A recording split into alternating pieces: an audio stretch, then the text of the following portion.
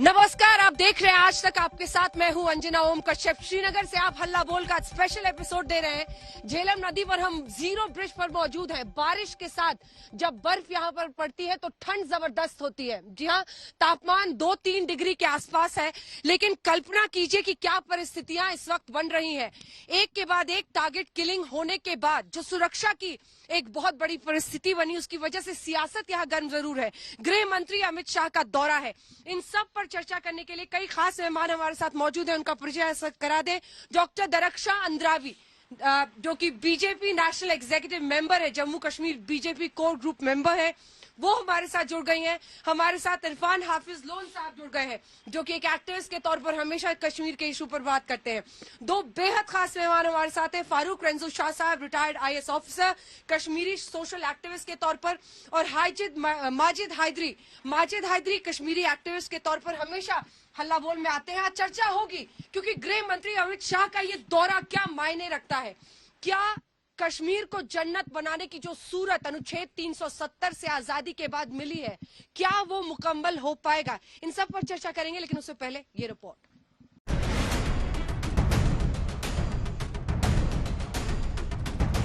370 हटने के बाद देश के गृह मंत्री अमित शाह का ये पहला कश्मीर दौरा है। सवाल कश्मीर के विकास का है, आतंकवाद का है, घाटी में कश्मीरी पंडितों की घर वापसी का है, कश्मीर में लगातार हो रही बाहरी लोगों की हत्याओं पर नकेल का है, कश्मीरियों को मुख्य धारा से जोड़ने का है, जिसकी जमीनी हकीकत को समझने और देखने अमित शाह घाटी के दौरे पर पहुंचे हैं। न्यू कश्मीर की हकीकत को देखने अमित शाह घाटी पहुंचे तो एयरपोर्ट पर जोरदार स्वागत हुआ, जहां से शाह ने श्रीनगर के नौगाम इलाके में शहीद CID इंस्पेक्टर परवेज डार के घर का रुख किया। शहीद को श्रद्धांजलि दी। गृह मंत्री ने पीड़ित परिवार से मुलाकात कर भरोसा दिया कि पूरा देश उनके साथ है। मैं आपको विश्वास दिलाता हूं युवा साथियों, ये बदलाव को कोई नहीं रोक सकता। कोई कितनी भी ताकत आजमा ले, ये बदलाव के बयार को अब कोई रोक नहीं सकता। ये आगे बढ़ने वाली है और कश्मीर में एक नए युग की सबसे बड़ी बात, एयरपोर्ट से अमित शाह ने सड़क के रास्ते अपना आगे का सफर तय किया, जिसके साथ ही ये संदेश देने की कोशिश की कि घाटी की गलियां खून से लाल नहीं होंगी, यहाँ अमन चैन होगा, दहशतगर्दी बर्दाश्त नहीं होगी। आज गृह मंत्री ये संदेश देना चाह रहे हैं कि केंद्र सरकार इज इन कंट्रोल और कश्मीर में स्थिति नियंत्रण में है, और संदेश देने के लिए वो पहुंचे। और ये संदेश उन्होंने सबसे ज्यादा इस बात से दिया कि उन्होंने रोड से ट्रैवल किया। वो चाहते तो वो चॉपर या फ्लाइट के जरिए भी जा सकते थे, जिस तरह से उन्होंने यहाँ पर लैंड किया दिल्ली से, लेकिन वो बाई कार गए हैं। और ये कनीपुरा का इलाका, जहां पर इंस्पेक्टर डार को मारा गया था, ये पूरा इलाका इस तरह का है। लेकिन इन सब के मद्देनजर एक संदेश देने के लिए सबसे बड़ी बात जो है वो यही है कि गृह मंत्री अमित शाह आज बाई कार वहां पर गए और वहां पर जाकर फातिमा अख्तर, उनकी पत्नी से उन्होंने मुलाकात की है। बीते दिनों आतंकवादियों ने जो भी टारगेट किलिंग की है, अब सरकार वैसी किसी भी आतंकी कोशिश का अंत करना चाहती है। लिहाजा श्रीनगर में शहीद परवेज डार के परिजनों से मुलाकात के बाद अमित शाह राजभवन पहुंचे और हाई लेवल मीटिंग की। इस यूनिफाइड कमांड मीटिंग में तमाम सुरक्षा एजेंसियों के प्रमुख पहुंचे।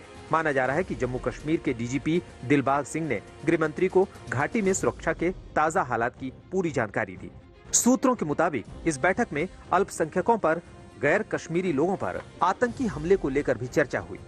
2.5 साल पहले जिस कश्मीर से पथराव के समाचार आते थे, टेररिज्म के समाचार आते थे, हिंसा के समाचार आते थे, आज वही कश्मीर में वही कश्मीर का युवा, वही जम्मू का युवा विकास की बात कर रहा है, स्किल अपग्रेडेशन की बात कर रहा है।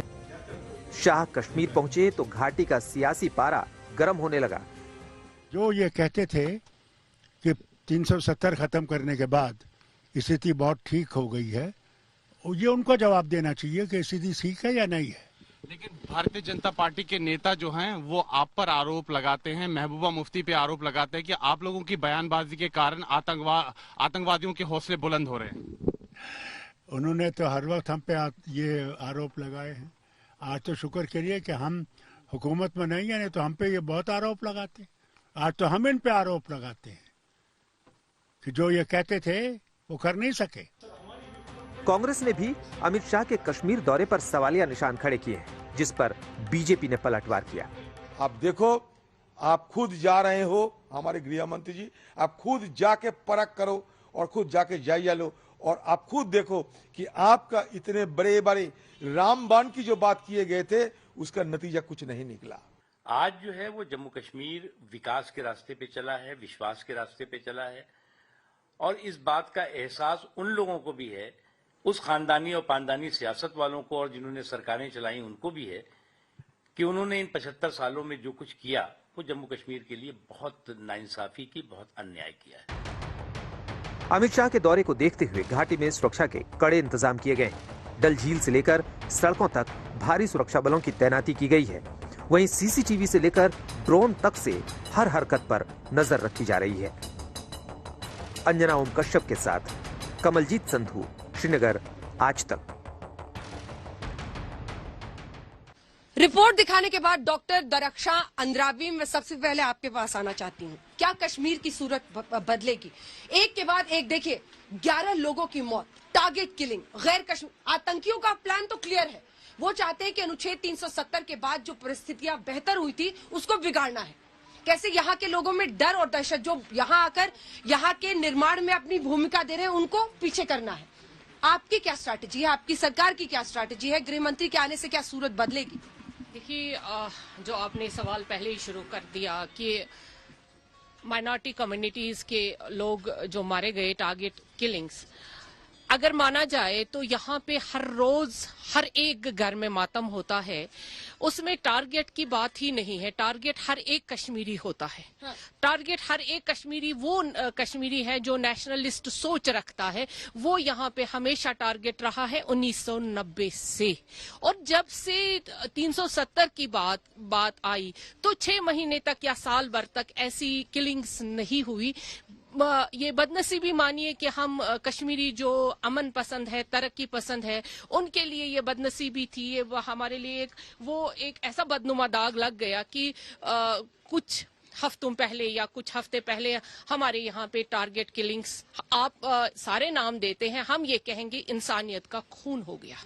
अच्छा, बीजेपी की नेशनल एग्जीक्यूटिव मेंबर बनी हुई है, आप अपने अंदाज के लिए जानी जाती हैं। इतनी सुरक्षा के साथ, इतने सादे बॉडीगार्ड्स के साथ आपको घूमना पड़ता है। आपकी परिस्थिति कुछ बदली है क्या? बीजेपी का सदस्य होकर आज यहाँ पर ज्यादा खतरा है या फिर बेहतर परिस्थिति है? जरा ये बताइए। हम आपको ये कहना चाहेंगे कि या तो ये मौका भी नहीं था, आपने सवाल पूछ ही लिया। हम तब से सुरक्षा में घूम रहे हैं, ये सारे हमारे भाई जानते हैं, जब हम स्टूडेंट थे, स्टूडेंट लेवल से, क्योंकि हम हमेशा नेशनलिस्ट रहे। ये नहीं है कि बीजेपी की वजह से हमारी सुरक्षा बढ़ी या सुरक्षा में हम तब से स्टूडेंट लीडर रहे हैं और तब से ही हमने अपने तिरंगे के साथ चलना सीखा। अपने मुल्क और अपने आईन के तहत जो भी बातें होती थी हमने कही, क्योंकि उस वक्त दौर ऐसा था जब सेपरेटिस्ट का दौर था और हम अकेले थे जो बात अपनी कह रहे थे, वो भी हिंदुस्तान। खतरा कम हुआ इन 2 सालों में या बढ़ा? कैसा, मतलब उस पर मेरा सवाल था, छोटा सा। बिल्कुल अंजना जी, देखिए खतरा तो कम होता हमें नजर आ रहा है, क्योंकि अब वो परिस्थितियां नहीं रही और इंशाअल्लाह अमन का दौर आएगा। ये जरूरी है कि आज आप देख रहे हैं, आप आए हैं और बिन मौसम की बरसात हो रही है और बर्फ हो रही है। यही जो पीछे टारगेट किलिंग्स हैं वो बिन बरसात के, और वो हम उसको मानेंगे कि वो वैसी ही किलिंग है जैसे आज बिन मौसम के बरसात हो रही है। ऐसा मौसम नहीं रहेगा, ऐसी किलिंग्स नहीं होंगी, कश्मीर में फिर से अमन आएगा। 370 हटने के बाद माजिद हैदरी गृह मंत्री का ये दौरा है, उम्मीद जगती है आपको भी कि बेहतरी हो रही है, अच्छा हो रहा है? स्वागत करेंगे गृह मंत्री का? देखिए अंजना जी, सबसे पहले तो हम आपका भी स्वागत करेंगे कि आप कश्मीर दोबारा आई हैं, गृह मंत्री जी का भी करेंगे। देखिए, मैं भाजपा का हमेशा खिलाफ बोलता है, उनके बात खिलाफ की है, लेकिन आज मैं एक चीज कहूंगा कि जो प्रधानमंत्री श्री नरेंद्र मोदी जी ने और अमित शाह जी ने जो फैसला लिया था 370 खत्म करने का, वो बहुत ही परफेक्शन के साथ उन्होंने पूरा किया। ऐसे पूरा किया उसके बाद 6 महीने कोई प्रोटेस्ट नहीं थे कहीं पे, कोई कहीं किलिंग नहीं हुई और एक वैक्यूम बना था जिसको फिल करना चाहिए था थ्रू नेशनलिस्ट सेंटिमेंट। लेकिन ऐसा उसके बाद क्या हुआ कि इतनी बड़ी छवि जो ये दोनों युग पुरुष बन गए, दोनों हमारे बड़े नेता जो हैं आदरणीय प्रधानमंत्री जी और गृह मंत्री जी, ये युग पुरुष बने, लेकिन बाद में ऐसा क्या हुआ कि कश्मीर हाथ से निकलता गया। मैं क्यों कहां निकल गया? जी देखें, कहां हाथ से निकला है? सिविलियन किलिंग्स में सडन स्पाइक हुआ। भाजपा डीडीसी इलेक्शंस में 74 सीट से ज्यादा नहीं ले पाई, 276 सीट से। पब्लिक एलियनेशन बड़ी, आपको मानना पड़ेगा। क्या वजह हुई? वजह यह हुई कि मोदी जी ने जिनके हाथ में जम्मू कश्मीर की सत्ता दी वो फेल हो गए। आपसे सवाल सीधा पूछती हूँ, एक सेकंड माजिद हाजी, आपसे सवाल सीधा पूछती हूँ, क्योंकि एक जो कायर आतंकी है उन्होंने अपनी स्ट्रैटेजी बदली। वो सिविलियंस को खुलेआम नहीं मार रहे थे, वो किसको टारगेट कर रहे थे? पुलिस वालों को। वो टारगेट करने लगे गैर कश्मीरियों को। आप समझिए ना, उन कायरों के खिलाफ तो आप बोलते नहीं है। आप ये बताइए, नहीं, अगर मजदूर जो यहाँ पर आकर जम्मू कश्मीर के निर्माण में अपनी जान को खतरे में डालकर यहाँ पर मेहनत कर रहा है, उसको मारते हैं पीछे से, उसके लिए तो दो बोली निकलती नहीं सर आपकी। आप किसको मार रहे? पुलिस वालों को। आपको पूरी पुलिस वालों को। आप दुनिया को सच बताइए। सुनिए, ये सच नहीं। अब आप मेरी बात सुनिए। सीआईडी इंस्पेक्टर परवेज अहमद डार की क्या गलती थी माजिद हायदरी? बात सुनिए मैडम, मुझे बताइए। गलती उसकी नहीं, उसको सरकार ने मरने क्यों दिया? आपको पता है इस वर्ष कश्मीर में हर 10 दिन में एक सिविलियन मरा है, या एक पुलिस वाला मरा है, एक बेगुनाह मरा है, हर 10 दिन में। पत्थरबाजी तो खत्म हो गई। क्या कर रही है? जो पैसे लेने के पत्थर, जश्न जाफरान चल रहा है, ये सिर्फ जश्नों में बिजी रही हमारी सरकार जब तक लोग मरते गए। अरे भाई, जम्मू कश्मीर के एडमिनिस्ट्रेशन को, ब्यूरोक्रेसी को अकाउंटेबल बनाओ कि 2 साल से जम्मू कश्मीर में हो क्या रहा है, कि सरकार लोगों के दिल क्यों नहीं जीत पा रही है? आप देखिए ना आंकड़े, 29 लोग सिविलियन मारे गए हैं मैडम। 10 दिन में एक सिविलियन मरता है कश्मीर में। सारे पत्थरबाज तो बिलों में घुस गए। अब ये कायर आतंकी यहाँ पर आकर गैर कश्मीरियों को टारगेट कर रहे हैं। आपको समझ में नहीं आ रहा क्यों नहीं, ये क्यों कर रहे हैं? सरकार होने क्यों दे रही है? आप कहती है कर रहे हैं, मैं कहता हूँ होने क्यों दे रही है सरकार? आप सरकार की बड़ी काम लगाती है। सरकार को इस पर एफर्ट करना पड़ेगा, फारूक रंजू शाह साहब, कि ये देखिए 11 लोगों की मौत ये पिछले 18 दिनों में हुई है, और इसकी वजह से लोगों के मन में एक डर जो वो बिठाना चाहते हैं आतंकी, वो ना बैठ जाए, फिर तो दिक्कत होगी सरकार को। बिल्कुल। आप कंपेयर करें 1990 की किलिंग्स, आप कंपेयर करें आज की किलिंग्स।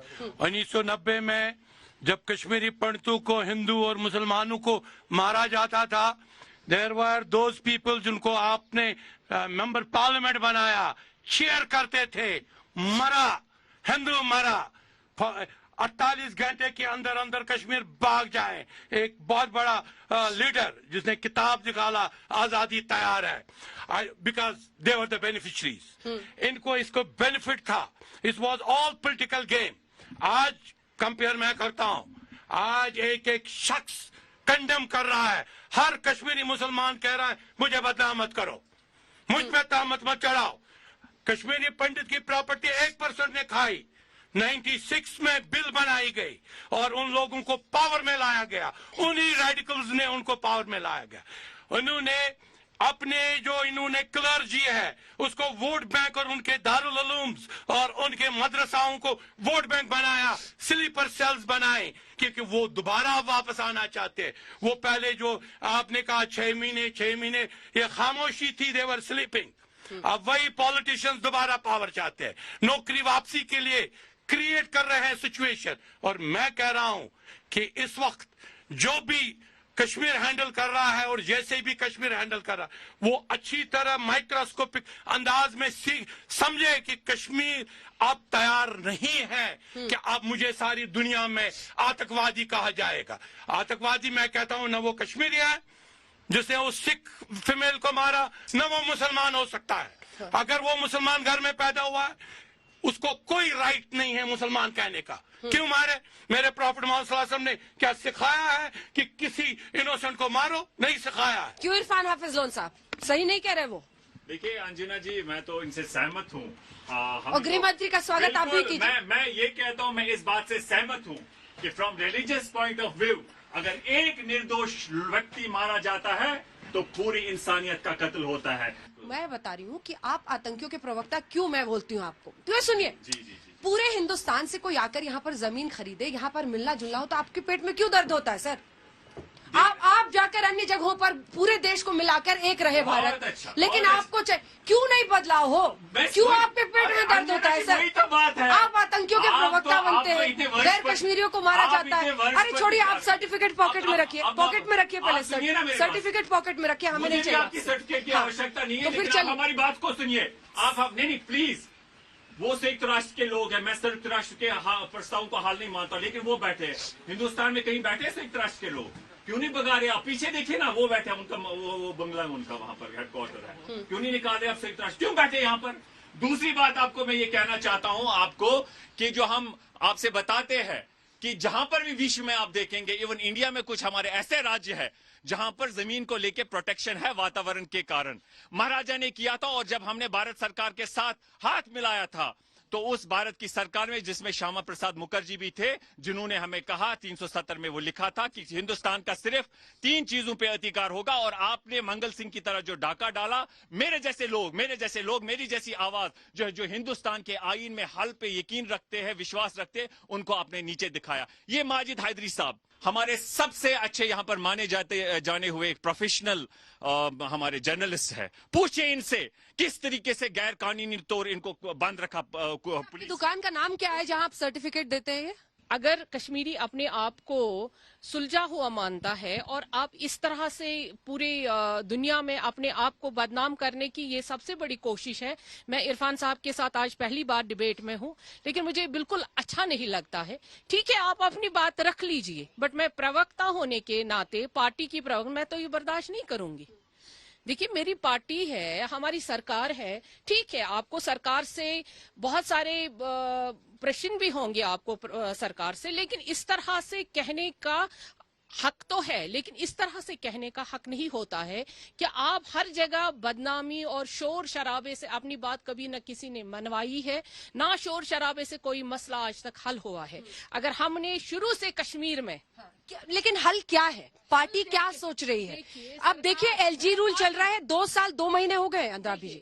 अब आप लोगों को बताना पड़ेगा कि क्या आगे का रास्ता है। जो विकास, जो शांति वाला कश्मीर आपने प्रॉमिस किया है, वो आपको डिलीवर करना है। हम मानते हैं ना, हम आपसे बात कर रहे हैं कि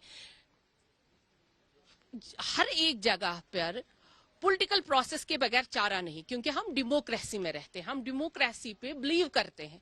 हमें यहाँ पे जो था डिलिमिटेशन का प्रोसेस अभी शुरू हो गया था, अभी वो पूरा मुकम्मल हो रहा है। उसके बाद तो इलेक्शन होंगे ही होंगे, लेकिन जो यहाँ अमन, तरक्की और खुशहाली, आप देखिए कहाँ, किस स्टेट या किस यूटी में इतने पैसे आए हैं या किस तरह से हमारी सरकार काम कर रही है। रही बात कि अगर मैं इसी तरह से सुनूं और इसी तरह से मैं बात करूं हमेशा जिस तरह से मेरे भाई ने की, तो काम होते नहीं है। हम कहेंगे काम हो ही नहीं रहे। कैसे नहीं हो रहे हैं? आप देखिए, बजट हमें सबसे ज्यादा मिला, बजट में काम हो रहे हैं। अब जो 70 सालों में आपको दिखाई ना दिया, तो क्या वो 1.5 साल में ही दिखाई देगा? तब भी आप देखिए हर जगह काम हो रहा है, प्रोजेक्ट्स बन रहे हैं, पैसा आ रहा है और हम खुशहाली की तरफ ही बढ़ रहे हैं। लेकिन जो किलिंग्स ये 90 में भी हुई, 2010 में भी हुई, 2016 में भी हुई, और आज हम नहीं कहेंगे कि ये होना चाहिए और बराबर होना चाहिए। ये उन्हीं लोगों का हमें देन है, उन्हीं लोगों की देन है जो चीखते हैं, चिल्लाते हैं, वो चाहते नहीं यहाँ पे अमन हो जाए, और उन्हीं की गैंग ये काम सारा करती है। और ये गैंग्स जब तक रहेंगी कश्मीर में, तब तक यहाँ पे अमन नहीं होगा। निवेश पर वो कह रही हैं कि तस्वीर बदल रही है। माजिद हैदरी जी देखें, मैं इनको तस्वीर, शायद इनको पूरी पता नहीं है दरक्षा साहिबा को, मैं इनको बता दूं कि पिछले 2 वर्षों में सबसे ज्यादा जो स्ट्रीट प्रोटेस्ट हुए हैं वो भाजपा के लीडरों ने किया, और हर दफा क्या कहा, साडा हक इत्थे रख। अरे भाई, जब आप लोगों के लीडर्स को जम्मू कश्मीर में हक नहीं मिलता है, आप अपना सीना पीटते हुए सड़कों पे आते हैं, आप जनता की क्या बात करेंगे? हर 15 दिन बाद आप लोगों के लीडर सड़क पे रोने आते हैं, तो आम कश्मीरी का क्या हाल होगा? और भारत जिसकी आप बात करती हैं वो लोकतंत्र है, उस लोकतंत्र में जम्मू कश्मीर में कब लोकतंत्र बहाल होगा? कब तक ये ब्यूरोक्रेसी का राज चलेगा जिसे फॉर्मर रॉ चीफ CD सहाय साहब वॉइसरॉयशिप कहते हैं? ये वॉइसरॉयस के कंट्रोल में आपने जम्मू कश्मीर के लोगों को फेंका है। जम्मू कश्मीर के लोगों का ऐसा हाल क्यों? लद्दाख में ऐसी कोई प्रॉब्लम क्यों? लद्दाख को तो अपने डोमिसाइल राइट्स भी वापस दे दी। लद्दाख में कोई बाहर का व्यक्ति जो है जमीन नहीं खरीद सकता। लद्दाख वालों में अपर एज लिमिट सरकारी जॉब के लिए 42 कर दी गई है, जबकि जम्मू कश्मीर के लिए 35 कर दी गई है। ये लद्दाख वाले भाई हमारे आपके आज खास कैसे हो गए? और कश्मीरियों को तो छोड़िए, कश्मीरी तो मुसलमान है, लद्दाख से शिकायत है, आर्यन खान है, सब मुसलमान है। डोगरा भाइयों ने क्या बिगाड़ा? आपको लद्दाख से शिकायत हो गई? डोगरा भाइयों ने लद्दाख से शिकायत हो गई आपको? हम तो कंपेयर कर रहे हो छोटे रोने वाले बच्चे की तरह वहाँ ये कर दिया, ये हम कर मुसलमान हैं, आर्यन खान हो, शाहरुख खान हो, आप भारतीय हैं, हम लोग मुसलमान हैं, आप भारतीय हैं, हमारे साथ होगा ये व्यवहार। लेकिन जम्मू के डोगरा भाइयों ने क्या किया? उनका हक क्यों आप छीन रहे हैं? अगर आप लद्दाखी भाइयों को डोमिसाइल राइट दे रहे हैं, उनको आप अपर एज लिमिट दे रहे हैं, हर चीज की फैसिलिटी दे रहे हैं, वहां पे जरा सी हमारे लद्दाखी भाई एहतिजाज के तौर पे छींक मार ले तो वहां पे हमारे यूनियन मिनिस्ट्री की टीम चली जाती है। जम्मू कश्मीर में क्यों नहीं आते? अब जम्मू कश्मीर से आपको क्या आर्यन प्रॉब्लम है? खान की शिकायत यहाँ पर हो रही है जी होगी, बहुत बिल्कुल चीजें होगी। मिक्स कर रहे हैं। नहीं मुसलमान मुस्लिम हमारे कार्ड वो खेल भी रहे हैं। हमारा मुसलमान बेचारा मुस्लिम कार्ड। विक्टिम है, वो विक्टिम है, हम जानते हैं। देखें जहां पर 3000 किलो हेरोइन पकड़ी गई, उधर तो कोई इंक्वायरी नहीं हुई, बेचारा बच्चा पकड़ा गया जिसके पास चरस भी नहीं था, उसे आपने तब से बंद रखा है। दुनिया देख रही है क्या हो रहा है। ठीक है, मुस्लिम कार्ड खेल रहे हैं या फिर जो ये मुस्लिम कार्ड खेल रहे हैं या फिर मुस्लिम को वाकई विक्टिमाइज किया जा रहा है? मैं कहूंगा कि मैं तो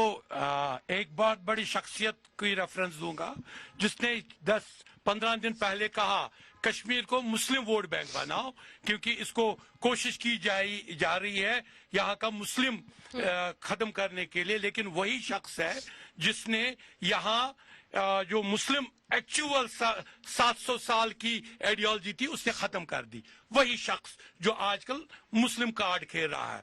तो ये पॉलिटिक्स बन गई है रिलीजन। जो भी हिंदू पॉलिटिक्स हो या मुस्लिम पॉलिटिक्स हो, बिल्कुल गलत है। जहां तक बहुत अच्छी बात कही यहाँ डिबेट में डिलिमिटेशन का जिक्र आया। हाँ। मुझे भी, मैं एक नॉन पोलिटिकल हूँ, मैं सियासत के साथ लेकिन एक्टिविस्ट हूँ, तो मैं डिलिमिटेशन कमीशन से मिला खुद ही, और वहां पे मैंने उनको वो जल्दी होगा तभी पॉलिटिकल प्रोसेस, वो भी प्रेशर में आ रहे हैं जनाब। हाँ। वो भी डर से, वो भी गन के इशारे पर डिलिमिटेशन करने वाले हैं जनाब। मैं इस तरह बताऊं कि पाकिस्तान का प्रेशर है कि जो 24 सीटें हमारी पीओके में है वो यहां इंक्लूड मत करो असेंबली में, लेकिन कश्मीरियों की डिमांड है कि वो 24 सीटें डिफ्रीज करके हमें दे दो, ताकि अगर ये 10 सीटें डिलिमिटेशन जम्मू वालों को दे, हमारी 24 सीटें पीओके में है, मेरा बल्तिस्तान की सीट यहां दे दो, somebody will represent. So delimitation is one second. आप बुलाएंगे, वो पूरा कर ले, वो पूरा कर, मैं जवाब दूंगी, मैं जवाब दे दो जनाब। ये डिबेट आपके साथ नहीं है, ये डिबेट डिलिमिटेशन वालों को I am record that has been published in the paper. अच्छा। हमने कहा कि जनाब डिलिमिटेशन ही जल्दी में करेंगे, जो भी करे। हाँ। इधर दे 10 सीटें, इधर दे 10 सीटें, उधर दे। It's all a political game. आज जो सियासतदान बयान दे रहे हैं वो मुझे कहते हैं स्टेटहुड वापस दे दो। कौन सा स्टेटहुड? हमें यूटी में ज्यादा फंड से बेहतर है अगर ये सिंपल स्टेटहुड मांगते हैं। अगर ये 370 वाला या 1953 वाला स्टेटहुड मांगते हैं तो फिर क्लियर क्यों नहीं करते हैं लोगों के सामने? लोगों को अब टाइम हो गया, एग्जॉस्ट हो गया लोगों को बेवकूफ बनाने का, वोट इसलिए लेने का कि जनाब हम असेंबली में जाएंगे, 370 बिल पास करवाएंगे। अरे क्लियर कराओ भाई, देन यूटी इज बेटर। मैं कहता हूं यूटी इज बेटर। और दूसरा, अगर आपकी democracy should not be use, इसको इस्तेमाल ना करें वो लोग जो डेमोक्रेसी के नाम पर छुरा घोंप रहे हैं सबको। डेमोक्रेसी यूज नहीं होनी चाहिए, डेमोक्रेसी शुड बी पहले लास्ट गोली बंद होने दो कश्मीर में। 370 5 अगस्त 2019 को हटाया गया था। आजादी मिली थी जम्मू कश्मीर को अनुच्छेद 370 से, लेकिन क्या आतंकवाद से पूरी तरह से आजादी मिलेगी? आतंक का जो एक नया ट्रेंड हम देख रहे हैं, टारगेट किलिंग का, इन सब को लेकर ये सुरक्षा बैठक गृह मंत्री की हुई है और इसी पर हम चर्चा कर रहे हैं यहाँ पर जीरो ब्रिज से श्रीनगर में। माजिद हैदरी, आप उनकी बात पर देखिए, डिलिमिटेशन का प्रोसेस जल्दी से खत्म होगा, चुनाव की प्रक्रिया शुरू होगी, आप उस पर किसी बात पर ऑब्जेक्ट करें? जी देखें, ये डिलिमिटेशन का जो भाजपा का एक नया ड्रामा है कि जी जो पाकिस्तान ऑक्यूपाइड कश्मीर में जो सीट्स हैं या गिलगित बल्तिस्तान में जो सीट्स हैं जी वो अब यहां दी जाएं। मैं भाजपा से पूछना चाहता हूं, क्या उन्होंने वो एरिया सरेंडर कर दिया है टुवर्ड्स द अदर कंट्री? क्या अब मुजफ्फराबाद को भी बलि का बकरा बनाया गया है, बलिदान कर दिया उसका भी, गिलगित बल्तिस्तान का भी, कि जी वो सीटें अब आप भूल जाओ? मैं भाजपा के प्रवक्ता से पूछना चाहूंगा, ऐसा सरेंडर क्यों? ये जो 56 इंच का सीना पाकिस्तान दुश्मन होता है तो पाकिस्तान के सामने सरेंडर बताइए देश को, क्यों सरेंडर किया? इलेक्शन के लिए, यूपी इलेक्शन के लिए, किस चीज के लिए? बताइए इसका जवाब। ऐसा तो सवाल ही पैदा नहीं होता है कि हम सरेंडर कहीं पे भी करेंगे, लेकिन देखिए जब तक हम पीओके को यहाँ से ना मिलाएं तब तक हम ऐसे हवा में बातें कैसे कर सकते हैं? सरेंडर की तो कहीं हमारे मोदी जी या हमारे गृह मंत्री जी ने कहीं सरेंडर की बात तो कही नहीं, हमारी पार्टी ने कहीं सरेंडर की बात ही नहीं की। बट जो अभी प्रेजेंट हमारी सिचुएशन है, जो जिसपे डिलिमिटेशन हो रहा है, जो हमारे 2011 की जो हमारी सेंसस जो रिकॉर्ड है उस पे ही डिलिमिटेशन रिपोर्ट तो आएगी, तो उसमें जो हमारी सीटें बढ़ेंगी, चाहे वो कश्मीर में बढ़ेंगी चाहे वो जम्मू रीजन में बढ़ेंगी, तो उसके बलबूते पे ही उसी के आधार पे यहाँ पे इलेक्शन प्रोसेस शुरू होगी। और पॉलिटिकल जो सारे बात कर रहे हैं, जैसे हमारे एक साथी ने अभी बता दिया कि वो सीटें भी, देखिए बात करना आसान है, प्रैक्टिकल में हमें देना जरूरी है ना। मैं वैसे हवा में बात नहीं, प्रैक्टिकल में वो देना जरूरी है। हमारी सीटें हैं मौजूद, क्योंकि हमने हमेशा जब भी यहाँ 47 से इलेक्शन प्रोसेस शुरू हुआ है तब से हमारी 26-25 सीटें हमेशा रिजर्व रही है असेंबली में। बट वो असेंबली की सीटें तभी वापस आएंगी जब हम पीए को यहाँ से मिलाएंगे। बोलना चाह रहे हैं, लेकिन एक बार मैं अब इस हिस्से में जरा गृह मंत्री अमित शाह का जो पूरा प्लान है, क्योंकि 2019 में वो देश के गृह मंत्री बने, उसके बाद पहला दौरा उनका जम्मू कश्मीर का 5 अगस्त 2019 जब अनुच्छेद 370 यहां से हटाया गया। आपके साथ शुरुआत करते हुए गृह मंत्री के तौर पर उन्होंने जो कहा और जो बीजेपी का शुरू से प्लान रहा था वो उन्होंने यहां पर किया है, कर दिखाया है। 2 साल तक, 2.25 साल तक परिस्थितियां काफी बदली। आतंकवाद के नजरिए से पत्थरबाज सारे बिल में छिप गए, आतंकवाद में कई कमांडर्स को मार गिराया हमारी सेना ने, सूरत बदलती हुई दिखी, लेकिन ये आतंक का नया ट्रेंड है। गृह मंत्री अमित शाह की परफॉर्मेंस पर क्या कहें? देखिए, अमित शाह जी के बारे में हम यही बोलेंगे कि वो उस धरती से आ रहे हैं, उनकी जो जन्म भूमि है वो गुजरात है, जहां से महात्मा गांधी जी की भी वही जन्मभूमि थी। तो इसलिए जो गांधी जी हमेशा वार्ता पे, अहिंसा पे विश्वास रखने वाले लोग थे, तो इनकी राजनीतिक सफर भी इनका वहीं से शुरू हुआ है। इसलिए हम यही इनसे कहेंगे, माननीय प्रधानमंत्री जी से, गृह मंत्री जी से, कि आप तो है प्रधानमंत्री, गृह मंत्री, लेकिन आप स्टेटसमैन बनिए, वाजपेयी जी की लेगेसी को आगे बढ़ाइए कि कश्मीर को सुलझाना है। इंसानियत, जमहूरियत, कश्मीरियत के दायरे में दोस्त बदल सकते हैं, पड़ोसी नहीं बदल सकते। और आपको ये मैं कहना चाहूंगा कि जैसे अभी हालात यहाँ पर है, अंजना जी, आपने तब पार्लियामेंट में जो सरकार ने कहा कि 370-35 से हट जाएगा, कश्मीर में शांति विकास हो जाएगा, और उन्होंने ये भी कहा वहां पर कि वहां सूचना का अधिकार नहीं है, भ्रष्टाचार विरोधी कानून नहीं है, वो था हमारे पास। और मैं आपसे ये कहना चाहूंगा अमित शाह जी, हमने तब भी कहा हम संविधान के धारे में एक हल ढूंढते और जो बात करते देश हित में बात करते। अगर आप ऐसी बात करते कि यहाँ शांति कैसे हो जाए, लोगों के दिल कैसे आप जीते, तो ये देश हित में बात है। बीजेपी के खिलाफ बोलना देश विरोधी नहीं है। और हम ये मानते हैं कि कश्मीर एक समस्या है, इसे बातचीत से हमें, मैं मुकम्मल कर रहा हूं आधे सेकंड में, इसे बातचीत से हमें हल करना होगा। एक सब जितने भी पक्ष है, चाहे हिंदुस्तान है, पाकिस्तान है, जम्मू कश्मीर के लोग बातचीत में और हिंदुस्तान के धारे में, संविधान में जो संभव होगा ऐसा हल हमें चाहिए। लेकिन अंजना जी, मैं आपसे एक चीज कहना चाहूंगा, मैं इस पे कोशिश कर रहा हूं, अभी हमारा सहयोग करिएगा। मैं सरकार से सूचना के अधिकार में जानना चाहता हूं कि जो गांधी जी की तस्वीर हमारे सरकारी दफ्तरों में लगी रहती थी उसे हटाया गया है, सरदार पटेल साहब की लगाई है, बहुत अच्छी बात है, लेकिन उसके साथ साथ गांधी जी की तस्वीर को उन्होंने हटाया है। इसलिए हम बहुत कम उम्मीद रखते हैं इस सरकार से कि जिन्होंने गांधी जैसे जो फादर ऑफ द नेशन है उसकी तस्वीर सरकारी दफ्तरों से हटाई। फारूक रंजू शाह साहब, गृह मंत्री जो कोशिश कर रहे हैं और जो उनका सपना एक तरह से था, गृह मंत्री बनने के फौरन बाद उन्होंने अनुच्छेद 370 हटाया और पूरे देश को से जोड़ने का जो काम हुआ, उस पर आपकी क्या राय है जो वो कर रहे हैं? मैं एक बात जरूर बताऊंगा कि जो रिसेंटली यहाँ का जो आज आप देख रहे हैं, आप बर्फ में ये हमें रिकॉर्ड कर रही है, लेकिन इसकी जो मेट्रोलॉजिकल डिपार्टमेंट है वो बल्तिस्तान का मौसम भी बता रहा है और वो गिलगित का मौसम भी बता रहा है।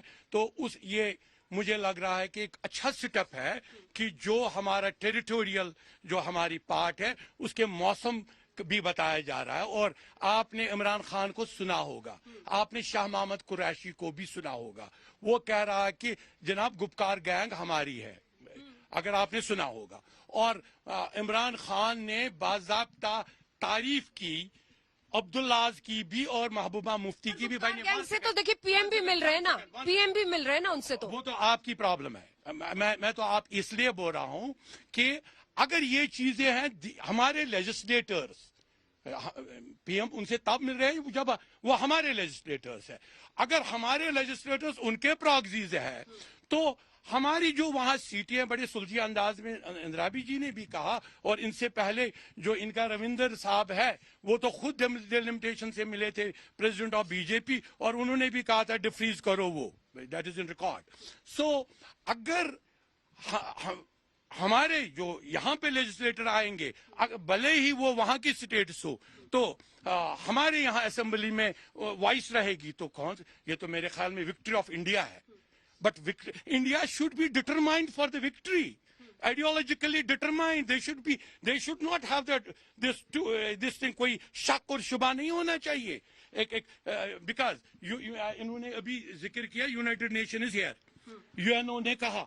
अब यूएनओ अगर यहाँ सिंबॉलिकल है, अगर यूएनओ की जगह हमारा बल्तिस्तान का एमएलए यहाँ सिंबॉलिकल होगा, तो यूएनओ को खुद ही न्यूट्रलाइज कर लेगा। ठीक है, you have to neutralise it. Majid Haidari साहब, एक तो गृह मंत्री की भी भूमिका पर, और अब्दुल बासित को जानते हैं आप, जो पाकिस्तान वाले एम्बेसडर थे इंडिया में, वो भी कह रहे हैं कि दुबई का जो इन्वेस्टमेंट आ रहा है अब जम्मू कश्मीर में, वो भारत के लिए एक बहुत, मतलब के नजरिए से it's a big victory point.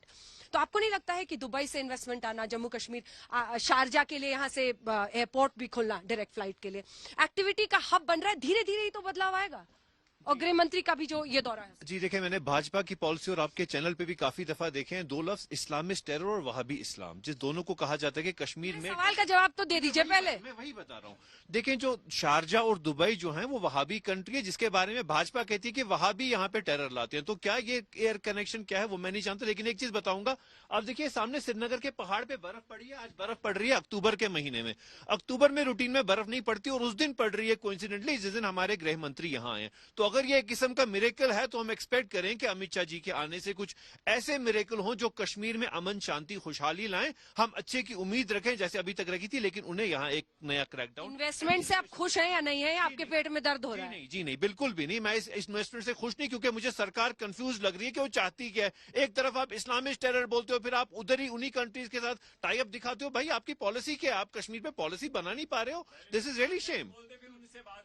ठीक है, इसका जवाब आपसे। दोनों पे गुपकार गैंग, फिर उन्हीं से मुलाकात, और दूसरी तरफ दुबई से इन्वेस्टमेंट कह रहे हैं, वहां भी टेररिज्म आप बोलते हो, फिर ऐसे मुल्कों के साथ शारजा के लिए फ्लाइट। देखिए, ना शारजा में अभी कोई टेररिज्म का हब बना है, तो ना ही दुबई में।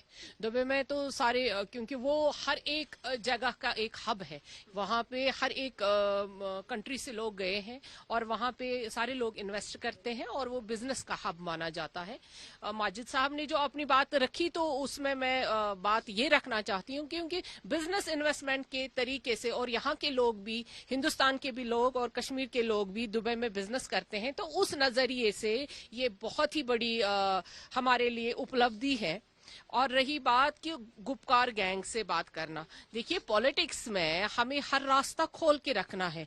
अगर हम सिर्फ बानीहाल तक नजर डालेंगे या कठवा तक नजर डालेंगे, तो हमें कोई नजर अपना दोस्त नहीं आएगा, हर एक दुश्मन नजर आएगा। और जो ये पॉलिटिशियंस पहले रहे हैं यहाँ, उन्होंने रूल 70 साल में किया है, उनसे हिसाब भी मांगना है और उन्हें सही रास्ते भी लाना है। ये हिंदुस्तान और हमारे गृह मंत्री जी और हमारे प्राइम मिनिस्टर साहब का ये प्लान भी है कि उनको सही रास्ते पे कैसा लाया जाएगा, तभी वो उनसे बात कर रहे हैं। माजिद साहब, आपने कसम खाई है क्या कि किसी भी चीज की बड़ाई नहीं करनी? वरना अब्दुल बासित देखिए पाकिस्तानी होकर बड़ाई कर रहे हैं कि ये देखो दुबई से इन्वेस्टमेंट लाकर यहाँ कुछ इंडिया ने अच्छा कर लिया, क्योंकि उन्हें कुछ बोलने की जरूरत नहीं है, वो तो पाकिस्तान के लिए लड़ते हैं। पर आपने लगता है कसम खाई। नहीं, देखिए, मैंने बता दिया कि गवर्नमेंट की पॉलिसी, लोग खुश हो तब भी दिक्कत है, तब पॉलिसी पे टारगेट करो। गवर्नमेंट की पॉलिसी है। आप लोग बताते हैं वहाबी इस्लाम से यहाँ पे आ रहे हैं, वहां पे वहाबी से टाई अप करते हैं। और मैं यहाँ मैडम से एक चीज पूछ रहा हूँ, मैडम, आप मुसलमान धर्म से ताल्लुक रखती है, आर्यन खान के बारे में आज आप बता दीजिए देश को। क्या ले आए? फिर धर्म ले आए। अनन्या पांडे का क्या धर्म है? नहीं, फंस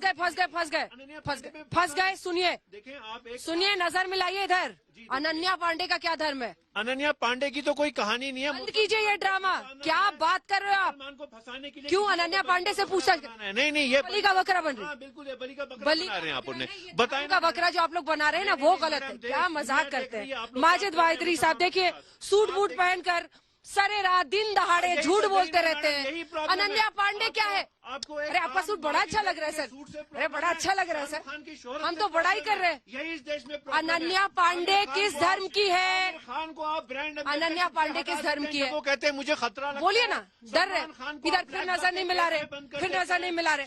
अनन्या पांडे का धर्म बताइए। स्टेडियम से हटा देते अनन्या समीर वानखेड़े आरएसएस के सपोर्ट से आर्यन खान को बंद करते। हेलो कश्मीर से कन्याकुमारी तक मुसलमानों का यही हाल है। अनन्या पांडे का धर्म, नहीं इधर नजर मिलाइए ना, अब बताइए अनन्या पांडे का धर्म क्या है? मैडम जो जवाब दीजिए, फिर भाग रहे आर्यन खान था मुसलमान, आपको फिर भगोड़ा कहेंगे लोग। माजिद हैदरी फिर भगोड़ा कहेंगे आपको। नहीं कैसे बताएंगे क्या धर्म है अनन्या पांडे का? अरे अगर अकेले आर्यन खान को पकड़ेंगे, अनन्या पांडे का क्या धर्म है माजिद हैदरी? अगर अकेले आर्यन खान को पकड़ेंगे, फिर भाग रहे हैं दिन दहाड़े। बर्फ की कसम खा लीजिए, सच बोल दीजिए, क्या धर्म है अनन्या? मैंने आपको कहा कश्मीर से अनन्या पांडे का क्या धर्म है? अनन्या पांडे का क्या धर्म है? आप मुझे बताइए। आपको किसी हिंदू फारूक साहब क्यों डरते इतना? ये तो डरते क्यों है? नहीं क्यों डरते? कमेंट नहीं करूंगा। प्रॉब्लम है इनको। नहीं फारूक साहब, ये प्रॉब्लम है, जुल्म हो रहा है। आप तो बात कीजिए, क्या बात कर रहे हैं आप? एक 23 साल का जवान बच्चा, उसका करियर खराब कर रही है सरकार। वो समीर वानखेड़े जिसने आरएसएस के पिठुओं के साथ मिलकर उसे पकड़ा एक्स्ट्रा जुडिशियल रेड में, उस पर कोई बात नहीं करेगा। यहाँ पे मुसलमानों का एक सेकंड एनसीबी की कार्रवाई है, अनन्या पांडे का धर्म नहीं बताएंगे और चीखेंगे खाली एक धर्म। देखिए यहाँ पे मैं आर्यन खान के लिए बात करूं, क्योंकि मेरे हर रोज कश्मीर में मातम होता है। चाहे वो पाकिस्तान की गोली से मेरा नौजवान मर रहा है, जवान सरहद पे मर रहा है, आर्मी वाला मर रहा है, सीआरपी वाला मर रहा है, या पुलिस वाला मर रहा है, मैं उस पे बात करूंगी ना। मुझे आर्यन खान जैसी शोहरत याफ्ता बच्चे पे लिए मुस्लिम कार्ड कैसे खेलेंगे? इसलिए वो तो आर्यन खान को लाएंगे और अनन्या पांडे का धर्म नहीं बताएंगे। नहीं करेंगी क्योंकि इनकी पार्टी इनको इजाजत ही नहीं देगी। इनकी पार्टी इन्हें मेंबर पार्लियामेंट नहीं बनाएगी, प्राज्ञा सिंह ठाकुर को बनाएगी। ये हकीकत है भाजपा की। कितने मिनिस्टर हैं मुसलमान पूरे इस जम्मू कैबिनेट में? सिर्फ एक है। क्या बात कर रही है मैडम आप? हमारा यहाँ पे हक बनता है 17% हमारा हक बनता है देश में, हर चीज में हैं हम 17%, कहीं नहीं है। ठीक है, आपके प्रॉब्लम की वजह जल्दी से माजिद साहब को जवाब देना चाहूंगी। मेरी पार्टी जालिम नहीं है, मेरी पार्टी किसी मुसलमान के खिलाफ नहीं है, किसी भी धर्म के खिलाफ नहीं है। बट जो गलत करेगा, यहाँ पे भी दिन दहाड़े रोज छापे पड़ते हैं, यहाँ पे भी ड्रग एडिक्टेड लोग इतने हैं, हर एक को उस पर बात करें ना। आर्यन खान तो शोहरत याफ्ता इनको कंट्री वाइड धर्म का कार्ड खेलना है, शायद इसीलिए माजिद हैदरी को ये सूट करता है। बहरहाल श्रीनगर से हमारी इस विशेष पेशकश में हल्ला बोल में इतना ही। लेकिन गृह मंत्री अमित शाह का ये दौरा और इसी के साथ देखिए, एक तरफ कश्मीर के लोग ही हैं जो कश्मीरियत को जिंदा रखते हैं, लेकिन जो लोग कश्मीर के बाहर से आकर कश्मीर के निर्माण में भूमिका निभाते हैं, वो भी इसी कश्मीर और इसी कश्मीरियत से रिश्ता रखते हैं। वो रिश्ता आहत है इन टारगेट किलिंग्स की वजह से। क्या सूरत हाल, परिस्थितियां बदलेंगी गृह मंत्री के इस दौरे से? इसी पर आप देख रहे थे हल्ला बोल का ये विशेष कार्यक्रम सीधे श्रीनगर से। देश दुनिया की बाकी खबरों के लिए आप देखते रहिए आज तक।